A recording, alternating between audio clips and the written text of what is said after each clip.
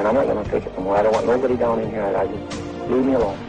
You open yourself up to ridicule too, which is something which is deplored by the Air Force, is deplored by the Air Force, is deplored by the Air Force. If the thing lands right there by that pump, I'd never say a word. And he got out and talked to me. I wouldn't tell nobody. That's just the way I feel. I'm bitter and disgusted in the whole matter.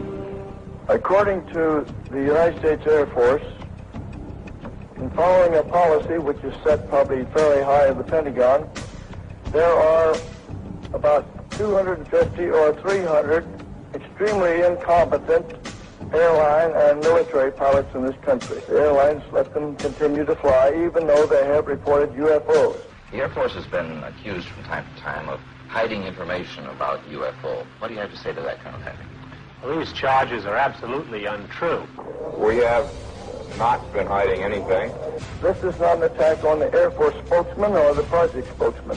They are simply following orders to explain away all UFO sightings as quickly as possible when they become public and deny that UFOs really exist.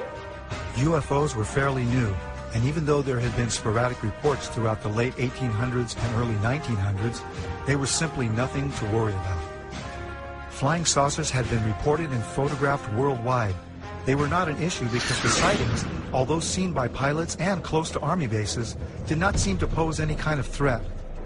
They were simply passed off as strange lights or sightings of atmospheric and weather anomalies by untrained civilians who were seeing things that were easy to explain. After the attack on Pearl Harbor, it became apparent that our military needed to control who or what flew into our airspace. Radar was the newest technology for detecting anything in our skies that was not acknowledged to be our aircraft.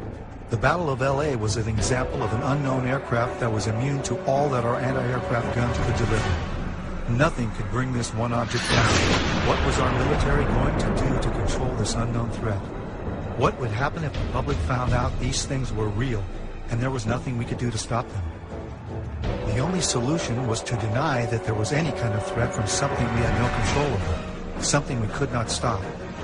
The solution included an official denial that would last over 60 years. The Air Force and the CIA hired and commissioned the top astronomers, scientists, and experts of those times to become the authorities on the subject of UFOs.